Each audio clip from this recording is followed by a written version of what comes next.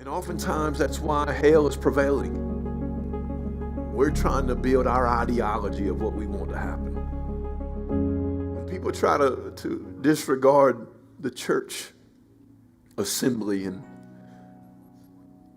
the way we worship and our buildings and how we come in on Sunday mornings or Wednesdays or whenever it is, and we assemble together and we sing our songs and we preach our messages, and then all of a sudden there's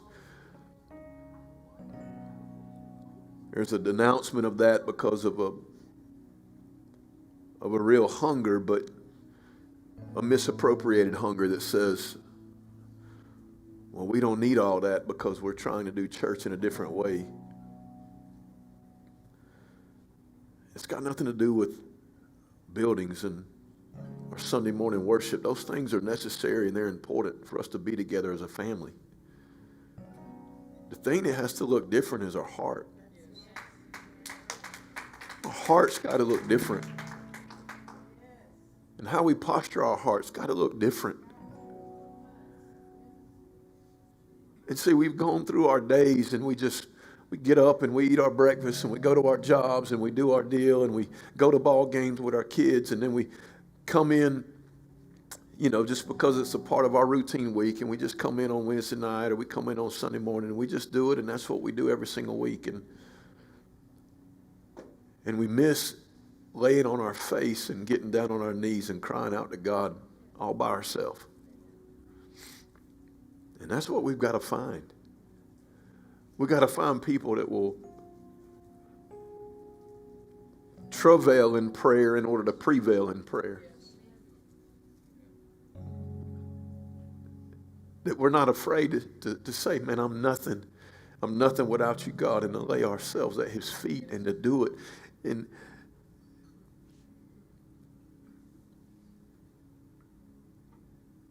see, doing it on our own when nobody else is watching is what makes it more real when we come together and do it together when everybody's watching. And I'm telling you, that's what's going to change things. We can't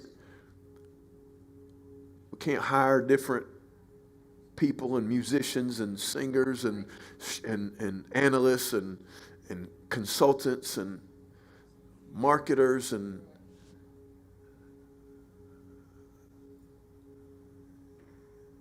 if you're hoping I preach better, then the only way it's going to happen is the glory of God. I don't know. None of those things are going to work.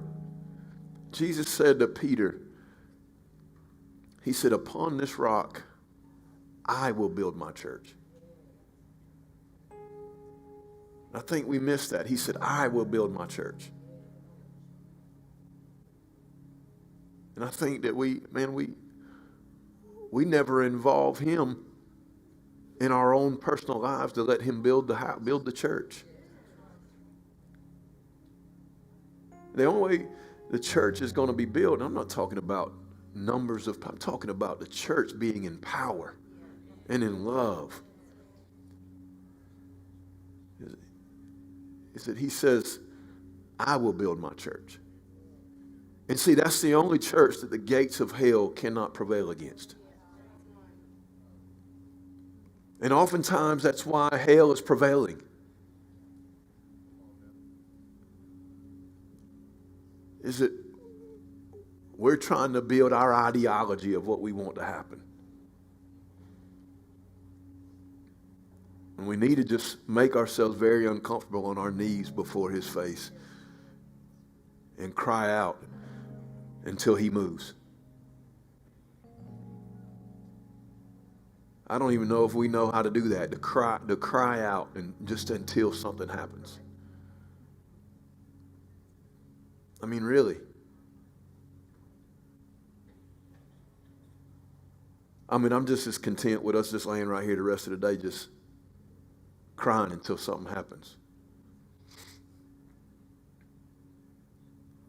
We got American routine, so after a few minutes, somebody will get hungry and grab some keys and go. But I know that practically, too, we can't stay in here for 8 hours and 12 hours and 24 hours. But the way that we keep that heart moving is that, okay, we do leave here. But the church doesn't leave. And I go home and you go home and we're still crying out. And maybe, just maybe, because we get unified in our crying out and our pursuit for it, while I'm eating dinner, you're on your knees. And while you're sleeping, somebody else is on theirs. And when somebody goes to work tomorrow, those that stay at home are on theirs. And we just keep finding ourselves on our knees in an uncomfortable place, humbling ourselves before the Lord and crying out until something happens.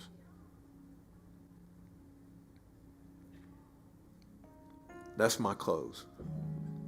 That's my challenge to you, is that if you really want to see something different, then we've got to be something different.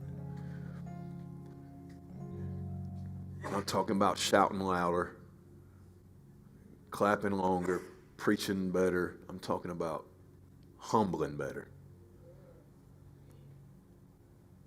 crucifying self better, and praying in tune with heaven.